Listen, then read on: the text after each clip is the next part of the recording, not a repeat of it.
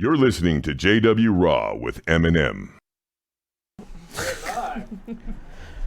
Well, good morning, good afternoon, good evening, wherever you're tuning in. Thank you for tuning in. We appreciate you tuning in. Today we have with us an MMA fighter. Imagine that. How cool. Welcome to the show, Kerry Hughes, all the way from, how do they say it, across the pond. Apparently, yeah. It's a big ass pond, then. it's not just the. How did that term even come up? What's that all about? Well, I don't know. I suppose it's logical. It's almost enclosed. Yeah. But pond, why pond? Is a pond a body of water for everything? Well, I think probably because the English like to be understated, don't we? It's an absolutely massive ocean, so we'll call it a pond. Pull this sucker a little closer to you there. So there you Is go. that better? There you go. Is that better?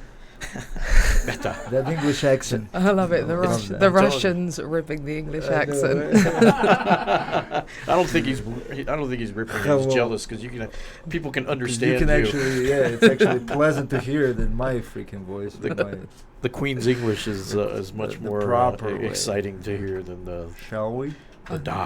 I feel the Queen would be a bit disappointed by me, but well, she's a little preoccupied with that big wedding they had this week. When was it? This weekend? Last weekend? That's true. She's got many more things to be disappointed about than my accent at the minute. What do you think of this whole wedding thing? What, is that? Did you pay attention to it? Do you know anything about it? What? Yeah, like I don't really. Everyone's getting so worked up about it. It's like he's not in line to the throne. I think there's a lot of different issues in there. The fact she's divorced and everything else, but who really cares? It's like they've already changed the law to allow female offspring to inherit the throne and everything else. So they've changed the laws on succession. Why can't we do that differently as well? I didn't like the wedding dress though. It's not good. No. No. Very boring. Americans are tearing it up. They're soaking that up, man. They love that stuff. The whole royalty. royalty. Well, that's because remember Princess Diana and stuff. They loved her, man. Yeah, but you've now got an American in the British royal family. That's why you have spent all your time going, wow. But we have Queens. that big. Americans have always been fascinated with English culture. Actually. Well, it is their culture, isn't it? Originally, yeah, but this is what makes me laugh. They crossed the pond. They set up. No, we want independence. But your royal family are really cool. Well, they were yours. Well, that's the thing. Post 1776, it's like, okay, we kicked their ass. We're now independent, but we still want to worship your queen massive and Anglophiles. The whole royalty thing is just fascinating. It's a mystery behind it, yeah, because it's kind of it's old school type of. Well, yeah, but then to be fair, if you want to talk about royal families, yours have got a massively checkered history. You talk about the Trumps or which? No, sorry, the Russian royal family. The royal family. The Nicholas. The Russians like to murder. But see, you preserved it. We killed it. Literally. They literally exterminated the royal family, because we'll have none of this oligarchy stuff. Kill them all. Yeah, wow. You preserved it, which I applaud you for, because and these guys elected Trump, so everyone does things differently. Yeah, what do you? Obviously, Cam is very vocal about the whole Trump thing, being from also over there. What says you got pretty much the same take on that, the whole Trump thing? Yeah, like we kind of thought it was a joke in England. I think we sort of had Brexit, and we were like, oh god. Well, a lot of us were like, oh my god, this is terrible. We're going to leave Europe, and like, who would ever do anything this stupid? And then you elected Trump. It's like brilliant. You win again. But no, for me, I find it really worrying in terms of your. You had a real commitment towards, your minorities and equality legislation and everything else, and there was a lot of progression in that area in the last administration, and it's all going backwards, and people are being more overtly anti. You're getting a lot of your foreign policy terrifies me at the minute, to be honest with you. Well, it seems like the progression in Europe, though, is getting kind of out of control from the American standpoint, where the radicals have really taken over the UK. It seems like if you listen to media anyway, it seems like they're putting up mosques on every corner, and it's getting out of control out there. So which extreme is the better one? I think you're confusing religion with radicalism.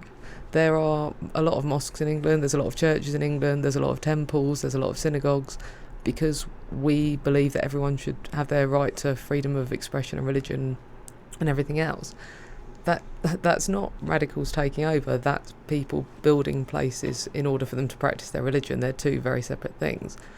I wouldn't say that was the case in Europe at all in terms of radicalisation being the norm. Obviously, there are some. We've had incidents in the same way as you've had incidents, but then we don't get 200 people committing mass murder in schools in a year. So yeah, you've had your share of terrorist events going on with train stations and subways and such, but not the school. The difference is the school shootings. It's not every week, bro. Yeah. Well, we don't have terrorists blowing up every week either. We're talking about the schools. Well, they're homegrown terrorists. And this is the thing. You're terrorizing. That's why people. I don't understand. It's terror. They bring terror to school. They are terrorists. Yeah, and they bring terror. Those the school shooting. It's act of terror. If you've got children who are having to practice evacuation drills in case one of their classmates goes mental and starts trying to murder them on a daily basis, to me that's a far greater impact from terrorism I get it. than we're currently experiencing in the UK. But years ago, the kids were doing bomb shelter drills, and they stopped doing that too. So I mean, it's there's always some kind of threat going on that people are afraid of because. Every school actually had a bomb shelter back in the day, so they would practice duck and cover and but to be fair, right, I guess. Yeah, I was going to say, but we practice fire drills in schools in case of fire. That's a rational thing to have. Okay, the fire alarm goes off, everyone walks outside so they don't burn to death. That's great, but that's not that's not teaching kids to where they can hide in the case of their classmate bringing in semi-automatic weapons. Yeah, that's insane. No, I get it. No, everyone. I think everyone agrees there's a problem. Is the disagreement is how to fix the problem.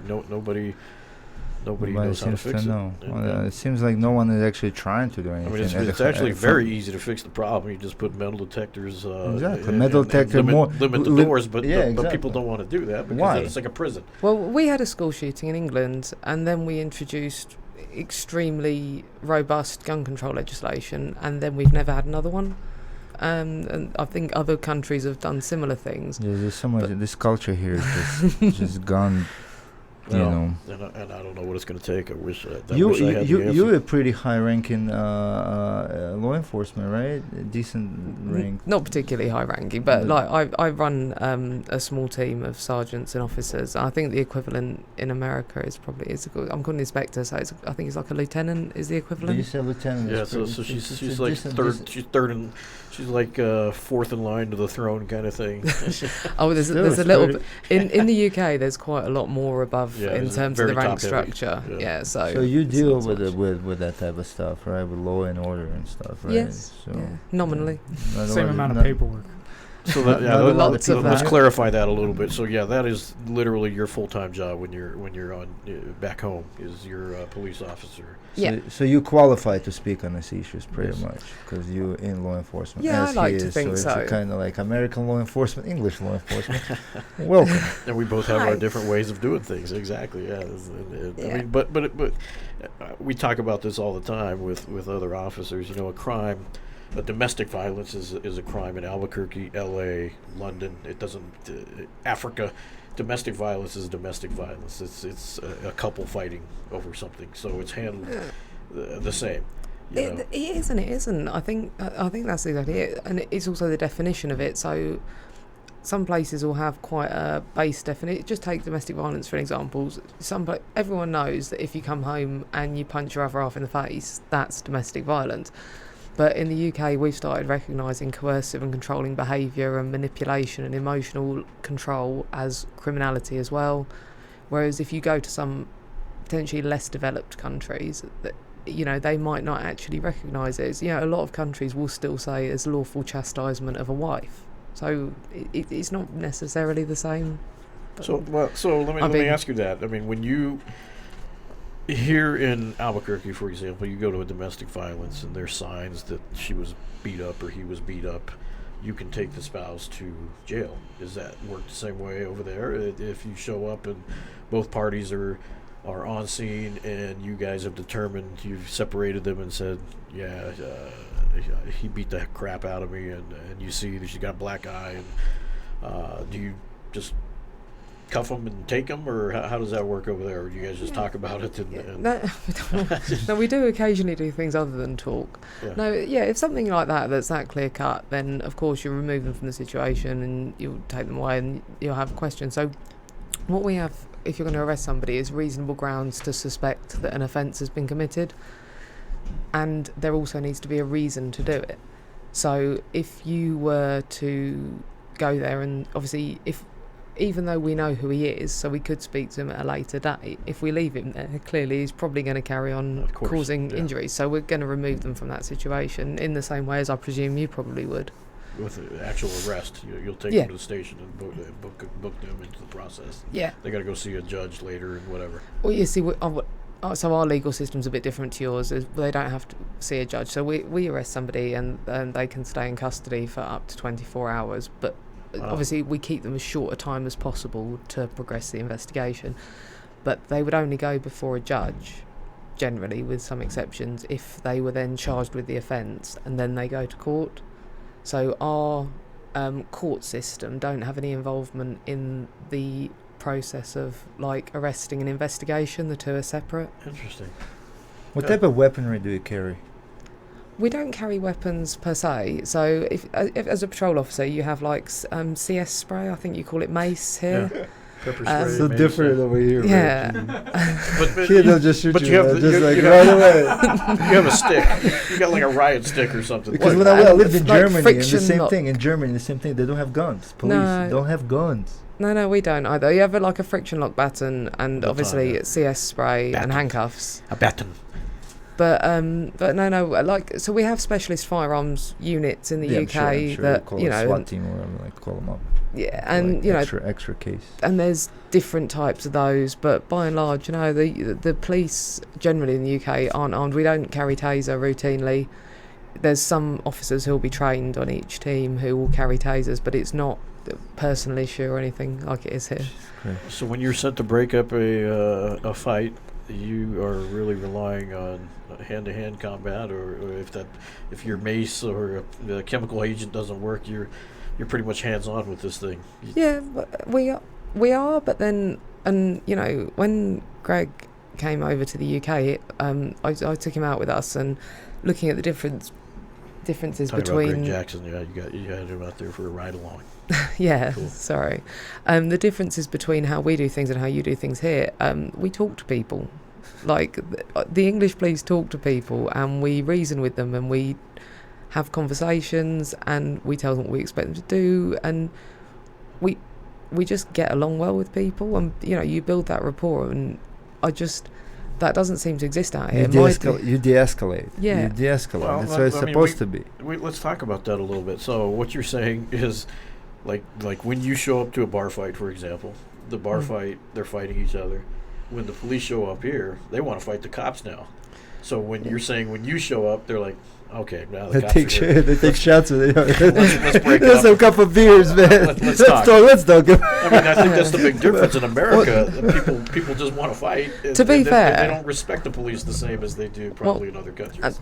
as a female, you sort of have a scary, 50-50 chance of getting, Right. "Hey lads, the strippers here," but it's quite accommodable. You got the uniform.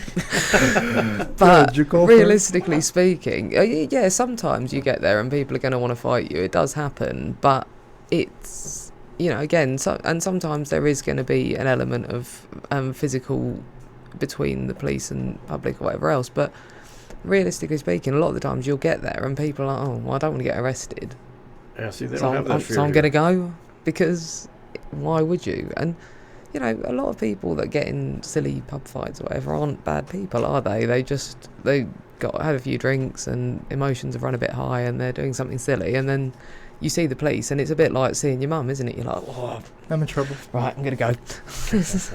What about hooligans and stuff? Like that's because they get like, how do you break them up? Hooligans? What? That's a very old-fashioned word. Because they still exist, right? Yeah, but again, There's a big culture over there. you're talking about like football hooliganism Yeah, and just stuff like that. So actually, like the UK police have a really, really good response to that, to the point where it's not even really a thing anymore, in the same way as it used to be, because Britain as a whole have introduced legislation around football hooliganism and stuff like that. So if people are throwing things within a football stadium, or they're travelling for the purpose of having like fights after a football match or anything like that, there's specific laws that can ban them from going to watch their team again. And most of the people that want to get involved in that are actually football fans, so they're like, they don't want to get banned. Yeah. So it's like, you know, beforehand, the threat of arrest wasn't really doing a lot, because it was almost like bragging rights. But when you can't watch your favorite team, you're like, oh. That's the thing. You turn around and say, well, you'll have a lifetime ban from ever going to watch this football team, and suddenly they're like, oh, that works very well. Maybe not then. See, that's cool. And that's the thing, a lot of it's problem solving. So, and I don't know the ins and outs of how you do things here, but it appears that sometimes you'll go head to head rather than looking at possible alternative ways around things, which is where sometimes, you know, rather than going head to head with a problem, you look at it and think, right, well, this isn't working. How can we get around that? How can we change it? How can we... Well, this is the thing. You arranged a kind of a ride-along with Greg Jackson. I need to arrange a ride-along with you to see what it's like over here, this kind of stuff we deal with compared to what you deal with. Yeah, just to walk her down the central. I think your eyes will open up. I mean. See if it de-escalates some of that shit. You'd be amazed what an English accent does over here, actually. Yeah. I bet it would work. She'll just smile. She'll be so nice. It is a calming effect. And then she will talk, and they will melt, and they're like, okay. She'll ask for water. That's so true. And I'll be like, look how easy this is. Look how nice she is, and I can't find her. It's so true. I mean, that accent just has a calming effect on people. It's such a fascinating calm, thing. Down to earth, very controlled voice. I know. I hear it. My ears perk up. Like, whoa, is James Bond here? What happened? I think I'd be an awesome Bond. Would you like to come for some tea, Hughes. biscuits? Hughes, Kerry Hughes. Yeah. Let's hear that. Let's hear that, Kerry. No. Come on. Come on, you did it. What? 007. Earn your stripes. No, I'm not very good at these things. It makes me blush. What made you become a fighter? Were you a fighter before you became an officer, or was you an officer then? Oh god, this is like the weirdest story. So when I was a teenager, I wanted to go and do kickboxing, and then somebody showed me Kickboxer, the film, and I was like, no, I want to do that. That looks awesome. And there was like a Muay Thai club near, actually not that far from where I lived, called KO. They're Muay Thai Masters Academy now. And so I started going there when I was a teenager, and like I really enjoyed it and everything else. And then like when I was it was really good, because when I was a teenager, I was like, I wasn't going out, I wasn't being crazy or anything like that. And then I got injured, and suddenly I was like, oh, all my mates were out drinking, because you can do that at 18 in the UK, but quite a lot younger. And it was like, oh, this is fun. And then from then, like, so I joined the police when I was 20. But from when I was like 18, I was just out having fun, everything else, I was smoking, drinking, whatever. And then when I joined the police, I kind of ended up in jobs where I wasn't doing a lot sometimes, because it's not all necessarily out in uniform. You get detectives and stuff like that, which is what I do as well. And then I was like, looked in the mirror, I was like, shit, I got really fat. And because I was like 116 kilos, and I was like, right, I need to fix this now. So then I joined the gym, and I did like 6 months of just like back in the gym, lost a bit of weight, and I was getting really bored. I was like, yeah, I'm going to stop doing this soon, because I have like no attention span for anything. And then one of my friends was like, what you need to do is find something that interests you, that you want to do. I tried Zumba, gave myself a concussion, falling over. Zumba, the dancing. I tried a bit of everything, me. How the hell did you get concussion from Zumba, man? I tripped over. That's awesome. Yeah, I'm so bad at being a girl. But then one of my friends, I was thinking, I was like, do you know, the only thing I ever really enjoyed was Thai boxing. So I found a club in Colchester, BKK, which is where I fight out of now, as well as here, obviously. And then I was like, I'll give it a try, see how it goes. I won't fight or anything, but it'd be nice to give it a shot. Within like 2 weeks, I was there every day. And it's addictive, I know. It was, literally. And then by the end, so December that year, my Thai coach, Stu, was like, oh, I've got a fight in 8 days. Like someone's pulled out of my friend's show. Do you want to do it? And I was like, yeah, why not? Give it a shot. Throw to the wolves, as they say. But honestly, that's how, up until probably when I turned pro, that's pretty much how all my fights happened. Someone just went, you're doing this on this day, and I was like, backed yeah, out. right. You became the main event. Well, no, that was that. And then after that, my coach went on holiday, and Jack Mason and Steve Biley, my coaches at BKK, were like, well, why don't you try the MMA, because your Thai coach is away. And I was like, yeah, I'll give it a shot. And then I tried that for a bit. I hated it at first. My first ever MMA class was they were practicing triangle chokes, and I was with this massive guy, and I was just like face down in the crotch for the whole. I was like, this is the worst sport ever. Why did I do this? But then I got my coach kind of worked a lot with me, and it sort of moved on from there. And then Mason was like, oh, can you be 60? You need to be 66 kilos by this date because you're fighting. And I was like, oh, okay, cool. Let's do it. Yeah, and that's kind of just how it's happened. I like to say crunch in the face because it's so freaking true. It's like people from outside, when they look into what we do, like when we're grappling, they're sweating and dripping just sweat. The smell. Like, why are they doing this? Like, why? And it was literally like first class. The first thing that happened was they were like, okay, so we're going to start in side control. And I was like, I'm already lost. Yeah, I walked into a jiu-jitsu gym and I was just hooked like instantly from first practice. I never looked back. 10 years later, I'm still doing this. Like, what the hell? Yeah. You're pretty good as well. Oh, thanks. Trying.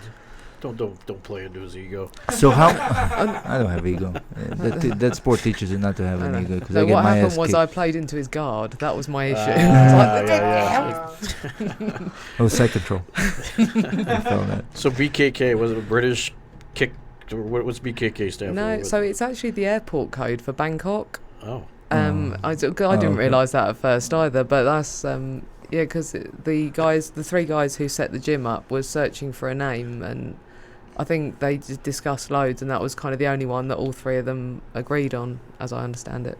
So how did you? What was your path like getting here? Like, how did you get here? Because you've been with us already for how many times you traveled here? Like 3. This is my third time here, and I love it. Oh, so this is the only academy that you weren't at the old gym. No, I never saw the old here. gym. Okay. So there's loads of things kind of happened, but basically I fought like last February, and like just beforehand I got broken up with and head was everywhere, and then got knocked out, and I was like, this is shit, I need to leave England. Right, what am I going to do? And then Lanchana Green, my friend, was awesome girl, sweet girl. Yeah, so she was training out here, and I'd seen a few posts. Now I trained at Syndicate before up in Vegas. Okay. And I'd been there a couple of times, and I was like, I might go there. And I was like, well, no, because I've only ever been to Vegas. Like, I'd like to see somewhere else in America and sort of do the training. So all you know is desert. Albuquerque and Vegas. Go figure. I went to New York, but I didn't like it. So then I spoke to Lanch, and she was like, oh, yeah, it's great there. Like, it's really good here. And I was like, okay, fuck it. So, like, I booked a ticket that day. Obviously messaged you as well. Yeah. And then like within a couple of weeks I was here and hooked. Yeah, it was exactly here. that. Like it's funny, they call it the land of enchantment, don't they? And it's so true. Like it just traps feels like home. It's like the weather, everything. It's just perfect. And I was absolutely shitting myself when I came here. When I came here the first time, because I was like, I know Lanch, but I don't really know anyone else. Yeah. And then I walked in, and Celine was there, who I knew from Syndicate. There's a guy called Clay that was here for a while, who I also knew from Syndicate. There was another English girl. There was a couple of English guys. I was like, oh. It's such a small world, the MMA world. Yeah. Like, and just wherever you go, you tend to run into people and be like, oh, hello, how you doing? You're here. And you fit in pretty well, and you got very well with good friends with Greg.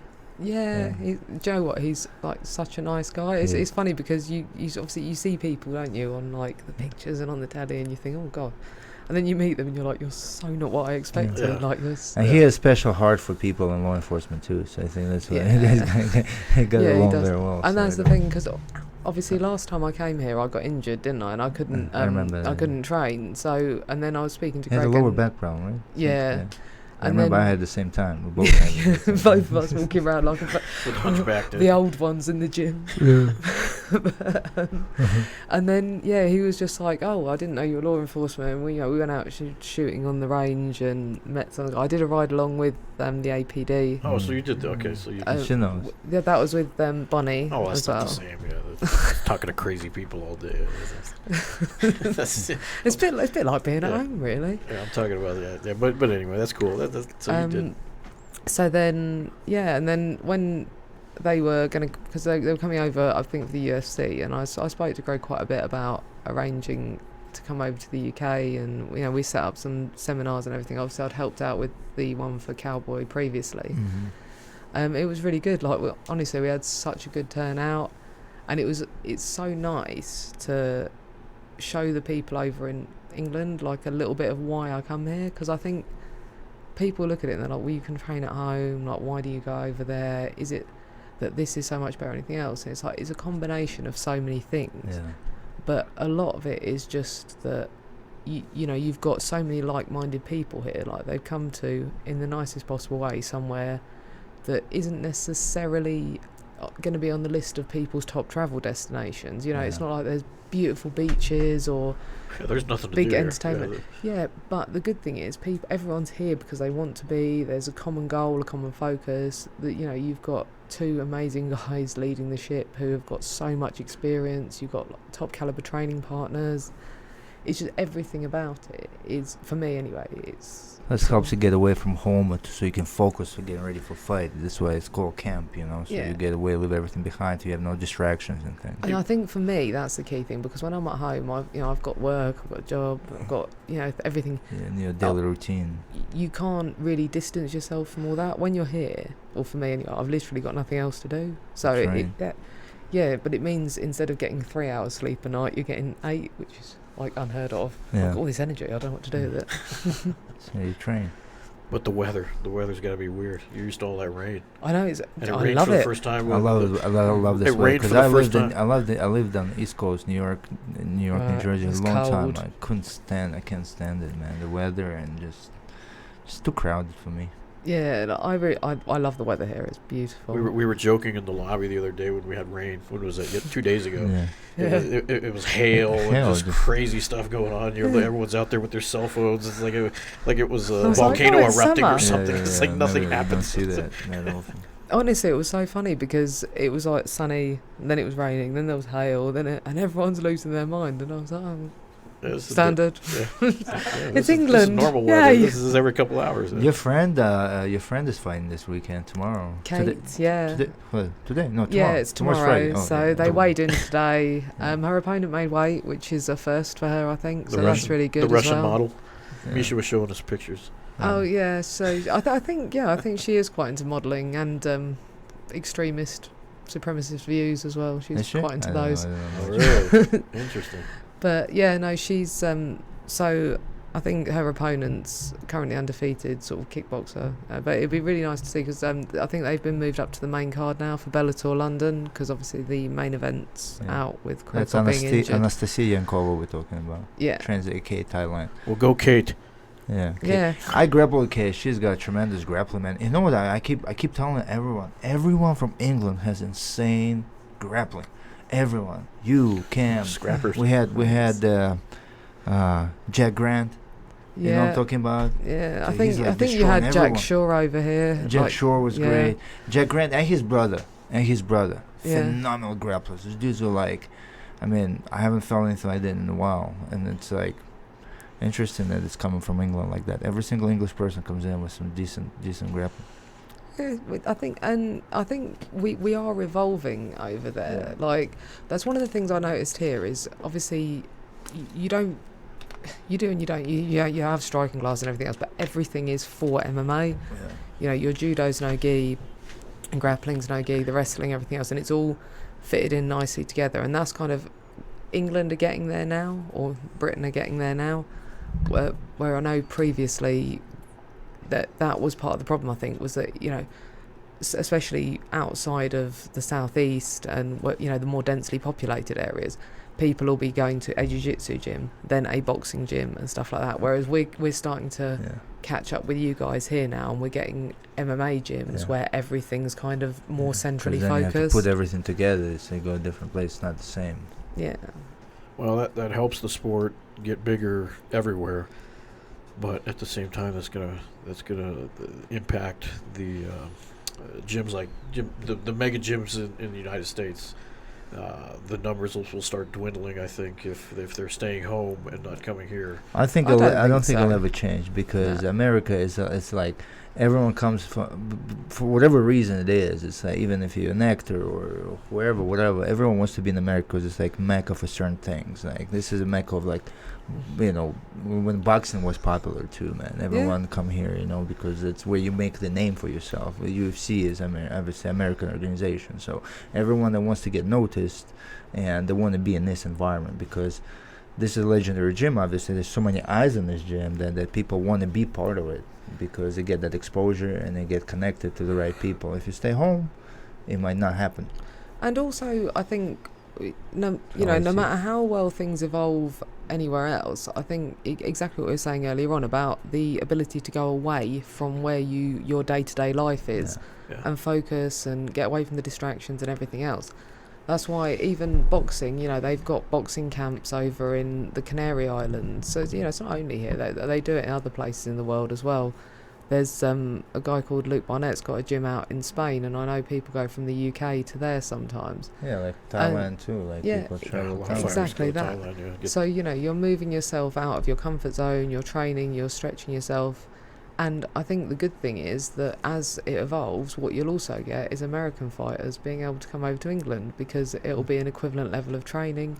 True. And I think it's good for the sport. You know, that was one of the best things about when Greg came over for his seminar, was you're going to the gyms in the outlying areas and you're seeing some people who are really dedicated to the sport and everything else, and it's being able to bring that perspective into it, and, you know, it's watching people grasping the concepts. And I think UK MMA's already come so far. It will continue to develop the more that we have the interest. So the more that people come over here and take back new ideas, the more we'll continue to grow. And, you know, people will come over here and be like, oh, you've got a gym, they've got the calf attached, they've got the strength conditioning facility, they've got this. And then people are going home and going, oh, do you know what?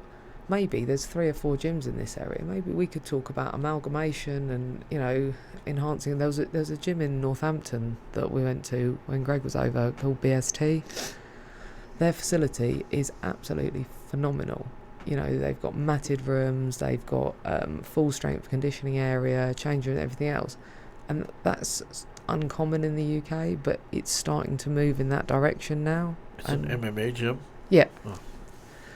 Well, I think what kind of hurts, I guess, sometimes is a lot of the countries are still, they haven't latched on to the MMA thing. It's still illegal in some countries, so that hurts the sport a little bit, because like France, for example, there's some high-level athletes that can't even compete in their own country in front of their own countrymen, and it's just not the same. I think it hurts the sport, because we need to make it a bigger audience. Where, like, boxing is still legal pretty much anywhere, but for some reason MMA still has that stigma it's just not. I've had this conversation quite a few times, and, you know, I could be wrong, obviously, but for starters, I spoke to Tom Ducan not that long ago, and it's looking increasingly like France may legalise MMA fairly shortly. But one of the things that we were saying, you know, you say, why doesn't MMA have the same cachet as boxing and the same audience and everything else? I think certainly in the UK, it's still perceived to be quite, you know, they call it human cockfighting in the press, and we had a senator call kind it of that stuff. Years ago. Yeah. But I think the issue you have is there's no overall governing body. Boxing internationally, nationally is governed by boards of control and everything else.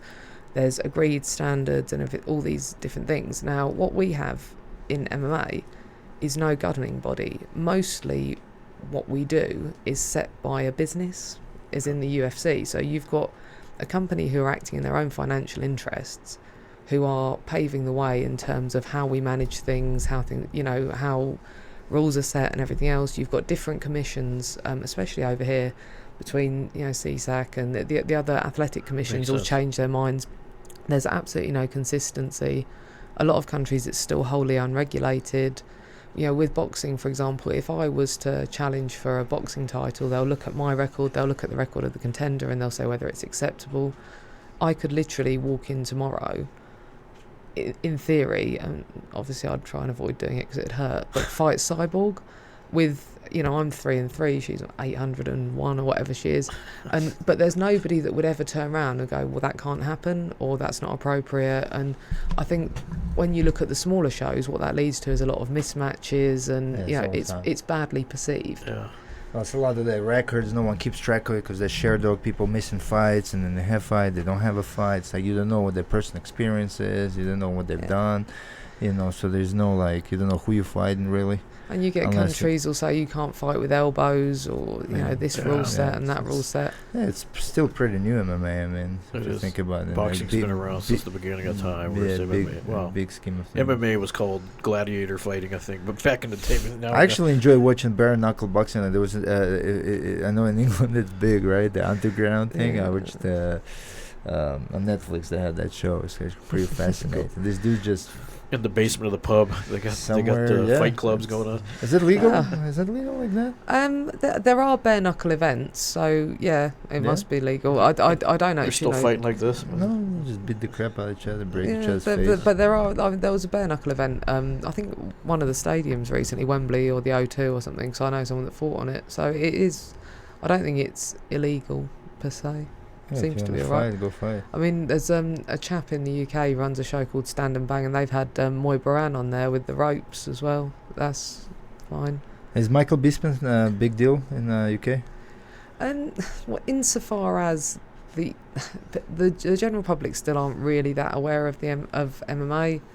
If people are an MMA fan, then obviously Bisping is done phenomenally well. The Count. Exactly, and he's a likeable personality, he's quite media savvy, and he's respectful. That I think you get a lot of people, the Conor McGregor effect, everyone likes him and things like that. Some of us are more traditional martial artists and aren't particularly impressed with the way that he conducts himself, and I think there's quite a lot of people like that. Whereas you look at someone like Bisping, he's respectful, he's been around a long time, he's done a lot with his career. He's incredibly competent. He's gone out there and surpassed expectations on so many times, so many occasions. He's, for me anyway, I think he's a brilliant representative of the sport for the country. Cool.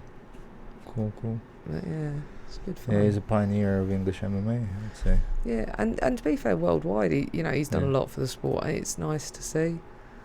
It's been a long road to UFC championship, and he finally got it, man. With so many fights. Yeah. Before he got the title. So in UK, it's all soccer all the time, or what's rugby? What's the? Everyone loves we call it football. Soccer, football. Yeah. Everyone loves football in England. Well, everyone. I'm not a huge fan, but that's a big thing. That I suppose it's a bit like the equivalent to your NFL, as in the stadiums will always be sold out and really high audiences. Everyone will walk around in the football kits and everything. Rugby's pretty big in the country. I don't really pay enough attention to with Formula One.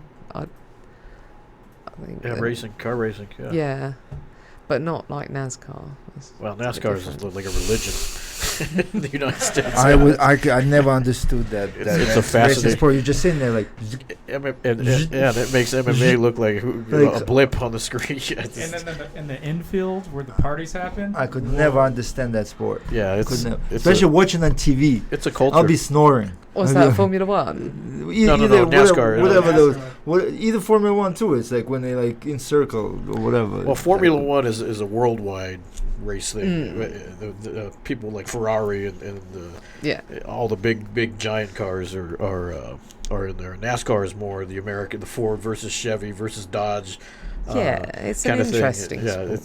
NASCAR is not to me. It's huge in America. It's like soccer too. I get bored by soccer. I can't watch. Dudes running around doing the same. Well, the thing I used to quite like it. Like my dad's a massive football fan. He's an Arsenal fan, and I used to go with him, and I used to quite enjoy it. And then you look at it, and it's like my teammates are training the same amount of hours a day as these clowns, and they're getting paid like millions and millions and millions of pounds a year, and then they're running after the ball and someone like waves near them and they fall over and grab their shin. Honestly, it drives me absolutely crazy. And you see rugby players come up walking off and they're like getting their eyes stitched up and going back on, and you look at the difference between it. I'm far more inclined towards rugby these days. Yeah, rugby's fun. And then there was that guy from England that had his downstairs busted, and then he went back in the game. Yeah, rugby. We talked about it. Yeah, his balls fell out. Oh, and he had to like stitch them up and went back, stapled them together, and went back into the game. Get back in there. Put me back in, coach. That was the English guy, right? Yeah, it would be. Oh, okay. Clip. Are the fans? So the fans kind of treat them like a royalty. The players, the athletes are like same as America, where they just worship them. And exactly like the football players, or to a certain extent. I mean, they're quite. The fans are very fickle. English football fans, when they're winning, they'll treat them like royalty. Play a couple of games. Literally, you look at them. It's so funny because you get a manager that's like winning and winning and winning, and then they have like a 3-match losing streak. Get rid of them. No, this shit. We don't want them anymore. And Russia, they make fun of Russian football players because they never win, and they have they dump so much money in that program. Man, Russians love soccer, but we just don't win. Yeah. So you've got the World Cup this year as well, haven't you? That's mildly terrifying. Yeah, interesting. I don't know. What do you think? Well, I was just going to say, you talk about English football hooliganism. Russian football hooliganism is crazy. Like next level. Remember that event? Remember that Poland versus Russia when Russians marched through Poland? You remember that event where it was like the city was burning? There like 5,000 Russians chanting Russian anthem with Russian flags marching in Poland, in their country. That's crazy. Honestly, I think the phrase "lack of proportionality" applies fairly well. Well, it's like when Conor McGregor's fighting in the UFC. The Irish come out they take over the stadium. Except these guys are like setting houses on fire and things. So it's not quite the same. Security, I remember they marching and all the Polish hooligans. They were like outside of the march and they're like throwing bottles in the crowd and like freaking Molotov cocktails and stuff. Holly with chains and baseball bats and hammers. I can't remember which fight it was. Holly and Connor were on the same card. And the Irish adopted Holly, so she was gold, and the one guy serenades her in the middle of the press event. It was hilarious. A viral video out there. He's singing to Holly. Well, that's nice. Everyone likes to be sung to. It was pretty cool. Some Irish fan with his flag on his back. So they're treating them like superstars. They're superstars treasure. out there. When somebody raises to, especially from a small country that's not known for like a lot of things, and someone raises to occasion like this, they become national treasure. Yeah. But you guys have kings and queens still, though. That's pretty dang cool. People are fascinated with that, I guess. Well, we have a queen. We don't have a king. We've a queen. Well, the queen is. Prince, I heard consort. something. She's getting ready to give up the throne or something, or she's going to relinquish it to her. I don't. To Prince Charles. I don't know, to be honest with you. But I mean, she's a very elderly lady, and she's still working every day. And her husband, I know, has had like some health scares and things. So I suppose it is possible. Well, they're like 100 years old. I started watching a show on Netflix, The Crown or whatever. Kind of fell asleep because it's just like a lot of talking, whatever. So it was really interesting. Too much talk. Yeah, but it's like where's the action? It was like where's the fight it scene? had great reviews, but I guess you gotta get into it sometimes. Watch a couple episodes, whatever. But like I only wanted to find out like how does the like Parliament is separated from the royalty. Like how does a country work in the way of political involvement between, because from what I understood, the royalty is just like representation of. They're just figures. But the Parliament runs the country, right? Yeah, so we have two houses of Parliament. One is the House of Lords, which is hereditary positions, and so they sit separately. And then you've got the House of Commons. You mean hereditary? Okay. And the House of Commons is elected officials. So when we have a general election, it's not the same as you guys, where you only have two parties. You can have multiple, although there's two that are actually relevant, really, generally, Labour and Conservative. They have the election, and then whoever wins that will put together a government, but there'll be seats given so it's not the case that if this team win, then they have all of the power. So what you have is at the minute we've got a Conservative government, so they'll have, you know, the Defence Secretary or whatever else, that they'll put people into those positions. But then you'll also have the opposition, who will be the other parties who have won seats in their individual constituencies.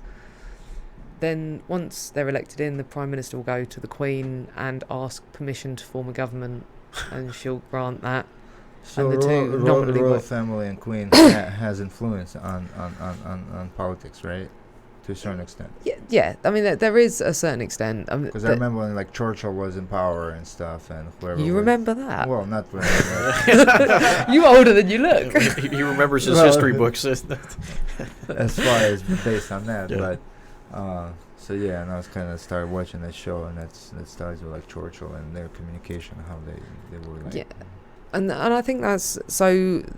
These days, realistically speaking, in terms of decision-making powers and things, the royal family don't have the same power that they used to.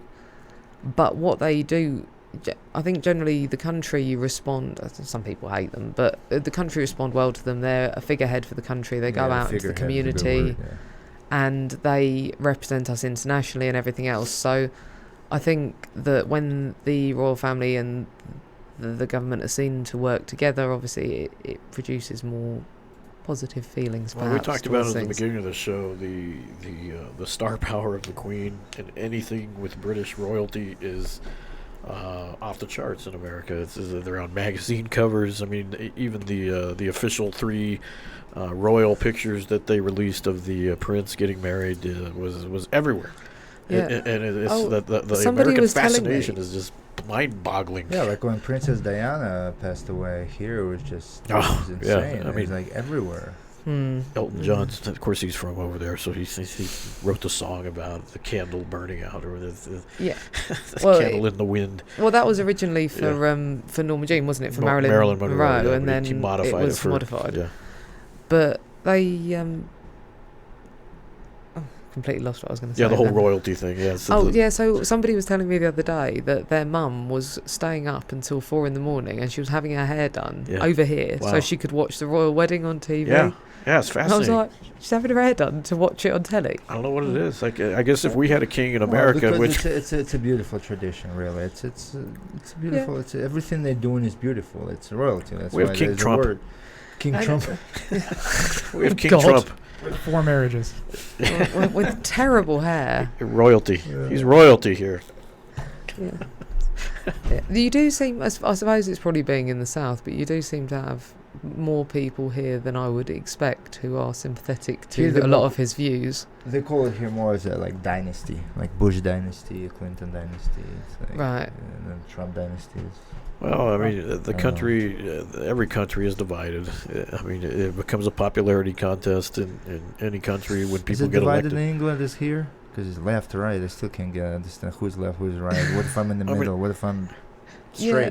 straight? So we have, we're a bit less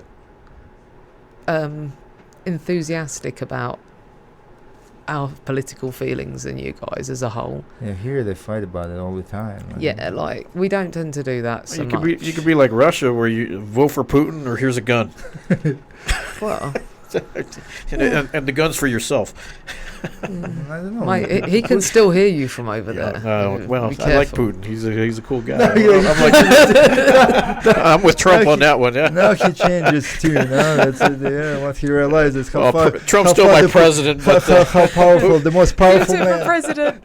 most powerful man in the history of anything. it seems like a But nice guy. Putin turned that country into something interesting, actually, Mm. because from where it was to where it's now, it's empire before it was falling apart. So And I know people he's- keep saying that. frighteningly intelligent. Yeah, and many Americans say they wish they had a president like that too. Yeah. Frankly, but well, to that be was fair- Bush. That was the first Bush. Huh? He was the CIA guy. He was the smart guy.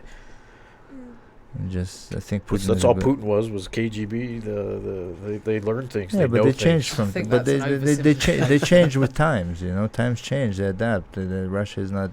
You know, it's not USSR anymore. So they changed with times that it was happening because Russia had been in chaos from the day it was ever became Russia. Russia been always at war with a lot of political problems and poverty and in and out. And now it's actually better than I think it ever was. I think a lot of that is because you're getting the the independent states breaking away and being able to form their own government. Because I think part of the issue you had before was they were trying to drag everything into this USSR, and you had countries with a lot of different cultural backgrounds and everything all trying to be forced to crack on together. True. Like Russia's in your backyard, you're allies with us. It's an interesting thing. We've got so many different countries that believe in so many different things. You know, China's allies with Russia, and of course the North Korea, South Korea thing. We thought we had it all figured out, and it sounds like the meeting's now off. I mean, politics is such a crazy thing. I try not to get involved. I think I always say politics is bad for your health. Yeah. I don't get involved. It's disaster. That's why MMA is great. This gym is great. Wink talks about it all the time. I where keep telling everyone, all if these everyone different only countries trained come in here, this world, you know, even like train jiu-jitsu period, there'd be peace in this world. There'd be peace. But You'd you be so only have to look at how this gym is. Yeah. Like, I've walked in, there's guys here from literally everywhere. Mongolia, Dagestan, Afghanistan, Poland, Afghanistan, like Africa. Yeah, we've had Brazil, Australia, and like everyone gets along. Even people that don't speak enough English for me to have a conversation with, we communicate with each other, and like it's just so nice. Yeah. There's that's no why the silliness. Mongolians. Yeah, Yeah, that's why this place. We have Genghis Khan over there. yeah. Genghis Khan. Speaking of of these politicians, There's My conqueror. again, you know, you only have to look at you look at historically tactics, and again, this is something Greg talks about quite a lot. It's very interesting. But you know, you look back to Genghis Khan and military tactics and things, and you still see so much of that. You can translate over to MMA and modern combat and modern law enforcement and everything else.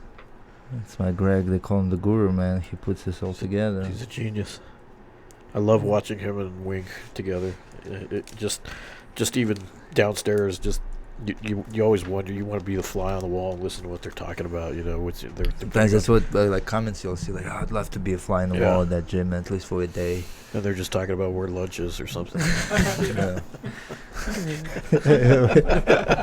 True, they're like What do you think they're saying? making fun of fighters. Yeah, Just like, I got like that. They're reviewing the $3 lunch burrito. yeah, exactly. It says $3 lunch day today. Yeah, thanks, Ed. It is pretty fascinating culture here.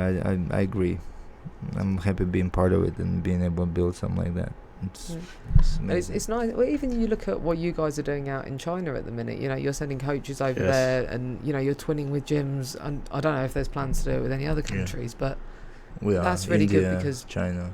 when you look at those countries that you know they're developing their MMA, it's the same thing we were saying about England before. We're coming along slowly, whereas if you can get out there and you can get into that community and you can set that standard for excellence, and Yeah. again, what you're doing is you're raising the standards there. You're taking the ideas out, franchising the name and everything. But by contrast, you'll then get more people wanting to come back, and For sure. it sets up that Yeah, transfer and those relationships. Yeah, we got to give props to the UFC for that, because they started that program where they sent some Chinese over here, and of course that's how we met Joe.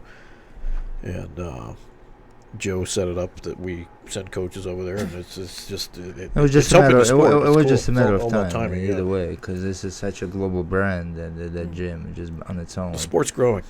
Yeah, it was no a matter of time before it goes out there. Because I was getting emails before that and people inquiring. I was like, hey, about affiliation, how can we bring you over here? You know, I get emails stuff today, every day. Setting it up in over there in the UK, that Yeah. was a cool thing. Greg got to hang out with Spreading the knowledge over there. And again, like I'm I know I'm those hoping to have those more gyms were people packed. over. I remember And the this is pictures. exactly it. And so ideally, hopefully, Greg's talking about coming back, and if we can get more people over, with stuff like that can set up. There's the appetite for it. Celebrity coach. Was that a government-sponsored thing, or was there a sponsor that paid for all that, or how did that work? Gyms. No, individual gyms That's cool.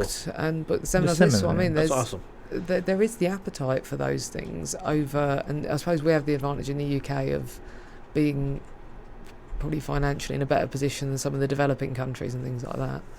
Yeah, But, I India mean- might not. Well, of course, there's a lot of money in India. Yeah, but it's in certain areas, Yeah. isn't it? But you know, if you do get any coaching opportunities in the Caribbean for English females, I'm definitely available. Yeah, Just Caribbean, send I'm me going. over; it'll be fine. I'll take some pictures. No, that's good. This is fun. Well, we're happy that you're here and you chose us of all the different gyms you could have went to, East Coast, West Coast, anywhere in between, and here you are. Well, what's really nice is the support structure you guys have here as well. You know, like training up at the ranch with Greg and the guys there. You've got the performance ranch doing the strength and conditioning side of things. You've got Anita doing the nutrition. Like you've got everything accessible here, and especially for someone that breaks relatively easily. You know, it's like Dr. nice. Bo, Yeah, Dr. Bo, and you know, I see The weather. Dr. Delpre, and obviously he sorts my back out. But when you've got somebody here who's used to working with fighters, and you know, it's no criticism, but you get a lot of times you speak to nutritionists and things. When it comes to the cutting part of things, they're very reticent because it goes against what they believe. So when you've got people that are actually used to working with fighters, they know we're going to do it, so they'd rather tell us how to do it safely. It's so nice to have all that in one place, and it's, you know, I can come here and go, oh, actually, I know that nutritionist. She's got Holly in on weight, she's got Michelle in on weight, she's done all that. So there's a proven track record. She's never missed weight, none, zero. That's what I mean. It blows my mind. And it gives you confidence to go, all right, well, I can listen to this then, even if it seems counterintuitive. It works. You know, you go down to Performance Ranch and you're doing the classes there, and everyone's Lawrence down and there. those guys have an incredible facility going on. They know what they're doing. It's a great facility. You look around you, you're constantly surrounded by all the fighters that are permanently here. So you're like, okay, well, these guys wouldn't have been to all the places. They'll know what the best place to go is. So awesome. Let's give that a shot. So I think that's part of it as well. It's continually getting better because of that sports structure. Have you been to Cowboys Ranch up there? Yeah. A lot of there's confusion about that. People think, oh, that's some kind of is a separate gym. No, it's still Cowboy still trains here. It's just he does different hours up there. Just his home. He's got a gym at home. Of course, he'd rather wake up and go to his own gym in his backyard, and he has people living there, and people drive up there. So it's not, but it's not convenient for a lot of the guys here because it is an hour-long drive, and not everyone has cars. But it's still us. So. And that's exactly it. But I've been really lucky because obviously I'm working with Greg a lot for this camp, so. If the hours don't fit in, obviously if he's up there in the evening, I'm lucky enough to be able to go up there, and you know, Cowboys have been really good about letting me train in there as well, which is massively appreciated. But what I mean is just generally that help. It's a nice atmosphere. Everyone's kind of here to help everyone's there to help each other out. You can lean back, just pull this thing toward you. Yeah, that's probably going to go wrong. But you know, when Jodie's fighting and you see all the girls are in there, like everyone wants to help her, and then when they're fighting, it's nice. Everyone just kind of rallies around one another. There's a team, and it's not a criticism of England in general, but as a race, the English are very understated, and it can be quite negative and a bit draining. One of the things I find really nice about coming here is everyone's positive, everyone's happy. Like when someone gets a good opportunity, nobody makes sarcastic. You know, it's not like, oh yeah, whatever. Oh, well done, and then behind their back, like they don't deserve that. Everyone's genuinely like, oh my god, that's brilliant. Like I remember when Jodie got signed to the UFC, everyone's like, oh, that's so good. Like it's so past time. And when Yana got signed, everyone's like, oh, brilliant, she's getting a shot. And everyone's genuinely happy for each other, and they want each other to do well, and everyone just wants the team to succeed. It's such a nice... It's a reflection. It's a reflection on our hard work, of course. I mean, if you don't succeed, we don't succeed. Your loss is our loss. You know, we take it personal. We feel it. Even the people, the support staff too, man. It's we take our I train with all you guys too, man. For me, everything that you guys do is just reflection on what I do, and vice versa.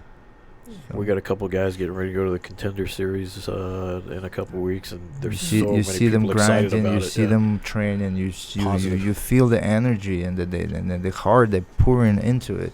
So, and whatever the outcome is, it's like I said, direct reflection on all of us.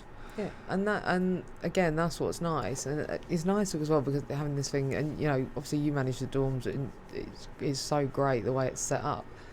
But I know if I want to come in early at like 7, there's always someone to drill with.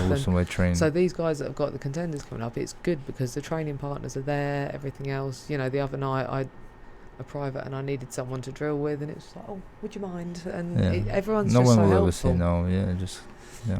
Yeah. Good to know. Good to know. That's what we do. Did how much longer are you going to be here?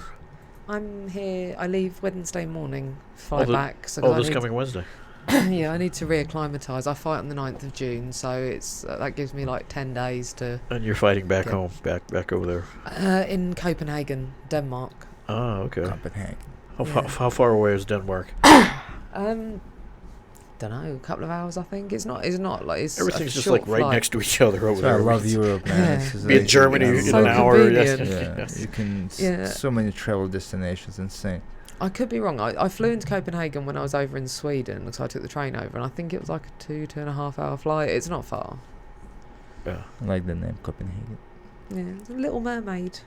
That's where she's from. Yeah. Oh, so she's from there. So Well, the original fairy tale, I believe, is there's certainly the statues in Copenhagen. I think that's where the original The fairy Little tale was Mermaid, from. yeah, that's funny. Although it was kind of a less palatable ending. I think he didn't choose her, and she sort of. The Disney to- ending didn't apply. Yeah. Bit So sad. what do you know about your opponent? Where's she from?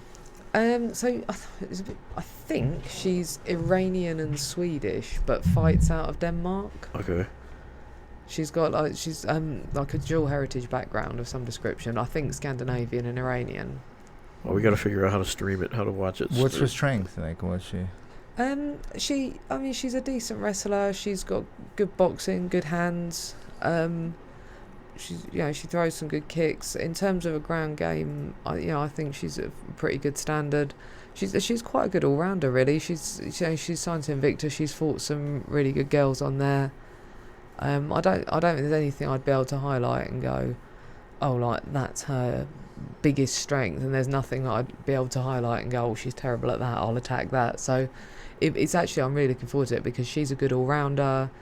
There's It's a good challenge. yeah, it's a real good challenge. And for me personally, like I've changed how I fight so much. It's nice to be able to go into a fight. Like my last fight, I went into. Well, let's not talk about that.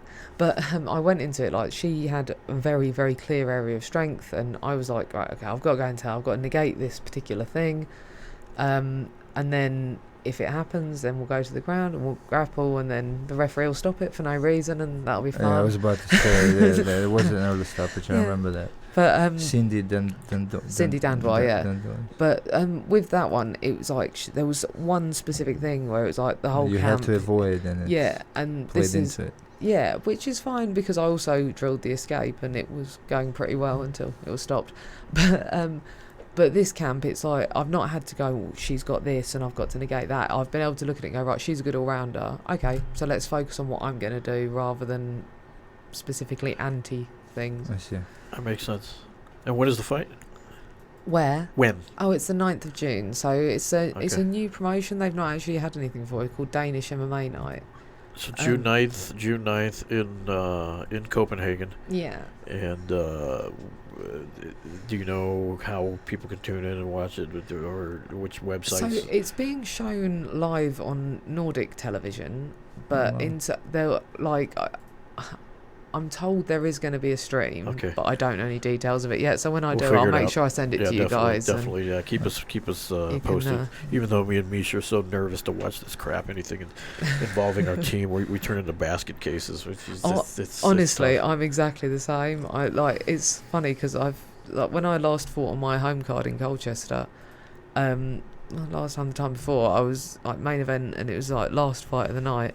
And I had so many teammates fighting, and after like the first 6, I was like, I can't watch this Yeah. anymore. Me too, Like it's doing me, yeah. all my energy. I was just like, oh, go get him. Well, we have the Jackson's Jackson Wing Fight Night. Oh, that's 3. on the 2nd, isn't Yeah, it? I'm coming just on gonna miss Saturday. it. I'm Yeah, gutted. you're just missing it by a couple days, and it's nerve wracking because we have so many fighters on there, and it's like, of Yeah. course we want every single one of them to win. You know, And yeah, but do you know the good thing is, like, everyone on there is matched against like good people. oh hell yeah, yeah. And We don't 'cause- take easy fights. And this is the thing, it's the same mentality. My coach, Jack Mason's always said that to me, and that's probably why my record's where it is now. But you never ever go up against someone who you know you can win. Yeah.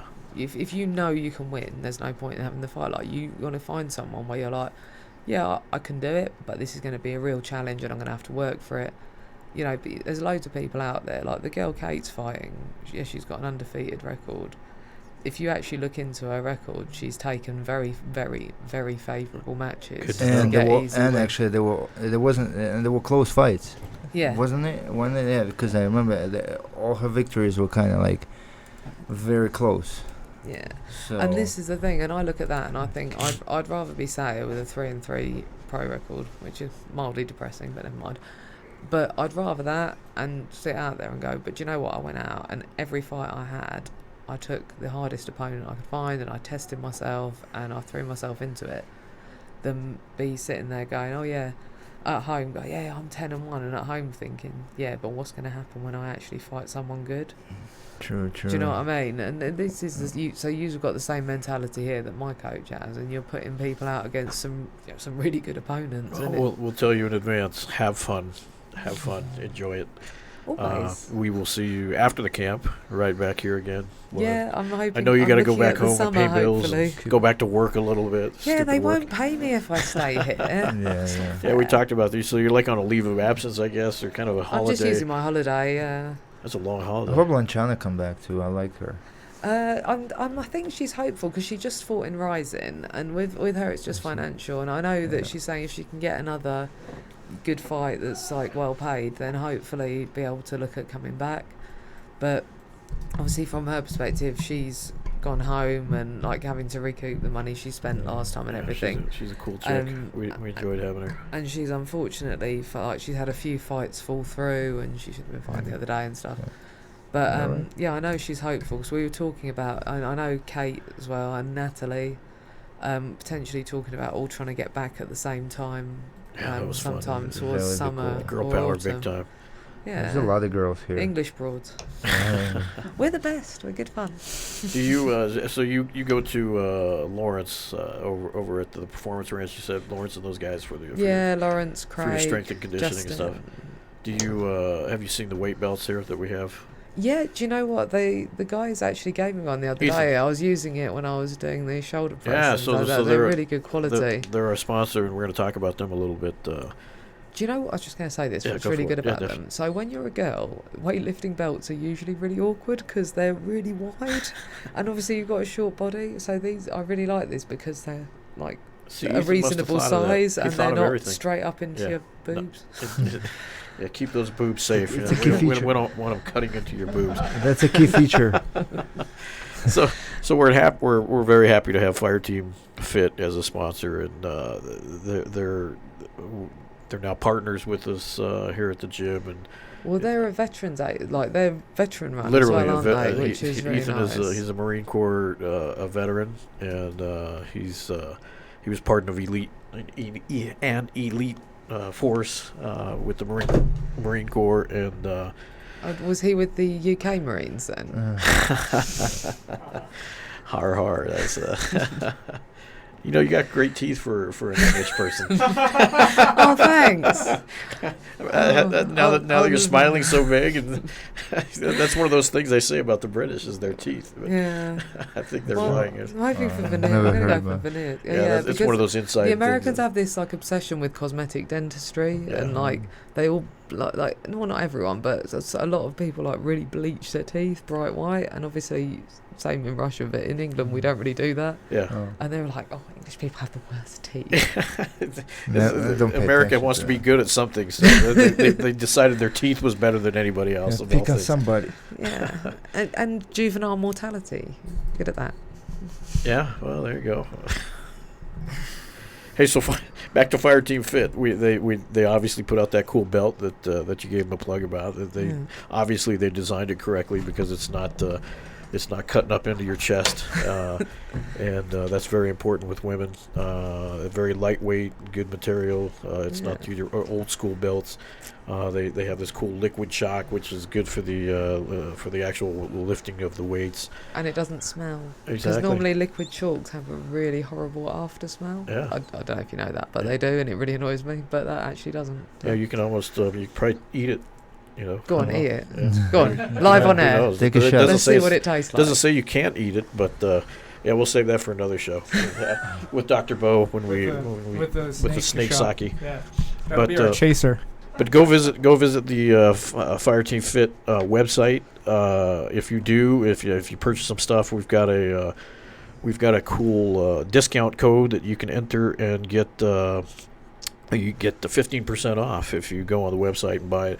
Just enter the code JWRAW015, and you enter that at checkout. You'll get an additional 15% off your purchase, and using that code associates you with the gym, and they know to give you a good deal. So go to the website fireteamfit.com and enter that code when you buy. Check out the site, see what else they have on there, and support your local company, because it is a local based company, but they sell also on Amazon. That coupon code is good on their website, and if you go to Amazon, so go check it out, guys, and support your local merchants. With that being said, Kerry, we appreciate you coming on today and hanging out with us and spending your valuable time right after practice sparring day, one of the hardest days of the week. And always good to get to know our people, man, Yeah. like a little more in depth. That's why I guess we're doing this, because Yeah, we it's don't get a nice. chance. We're always training, but I think That's the spending a little thing. time talking yeah, to no, people. you get that is- backstory. We never knew you were a cop until just recently. yeah. Kind of, holy I think crap! when you get more personal like this, kind of looking into someone's life, I think it adds a little value to what we do. I think. I think it's interesting as well, because you do find out there's so many people here that have got backstory, Yeah. and you do exactly that. Sometimes you be sat there after training talking to someone, you're like, oh my god, that's so interesting. Yeah. Yeah, everybody knows the Alistair Overeem stories and the John Jones stories, but It's like even cool. Uncle Boris, like I don't know if you Yeah. saw it. Like, from Yeah, I was mountain saying that. climbing, The like, mountaineer. people. He came up to me, he's like, "Man, everyone just like coming up to me and hugging me, and giving me hugs, and Yeah, he's like he gained like a lot of respect, just because not a lot of people know how badass the guy is, Yeah, and and the it's- things he's done in his life. They think he's just some shirtless fat guy walking around, but he's actually a badass freaking dude that can So you out cardio anybody you in here if he so- really wanted to. The guy doesn't stop. Yeah, Yeah, Like, he's 70 years did, like old. 4 hours training, and he's just still 70 going. years old. He's such a Like- lovable guy too. It's like He's with you always too, smiling. being law enforcement. Like I didn't know that. It's like newly respect right there Oh, for doing what you thanks. do. So when we go over there, we're gonna hang out. We're connected. Go visit the Yeah. station and Yeah, get see yourselves all the over. cool Get Come some over. tea, Stuff, tea yeah. and biscuits. Yeah. Tea biscuits. You have Tea- an tea and English cream crickets. tea. Yeah. trumpets or crumpets or what were they called? Trump. Trump, Crumpets. named after Trump. They got a Trump hotel over Tea there. great Tea again. and Make tea trumpets. great again. Yeah, make Trump, Make Tea already make is crumpets great again. Thanks, guys, for tuning in. Thank We you. appreciate you. Find us on all the different social media platforms, and you can tune into us at any time on Google Play or iTunes or any of those other cool ways to listen to us. We appreciate you visiting our show and tuning in every week. We try to keep it interesting. This next week we got more cool stuff coming, so tune in, and thanks again. Thanks for joining us. We'll see you next time. Bye. Thank you. Bye. Through these doors walk the greatest fighters in the world.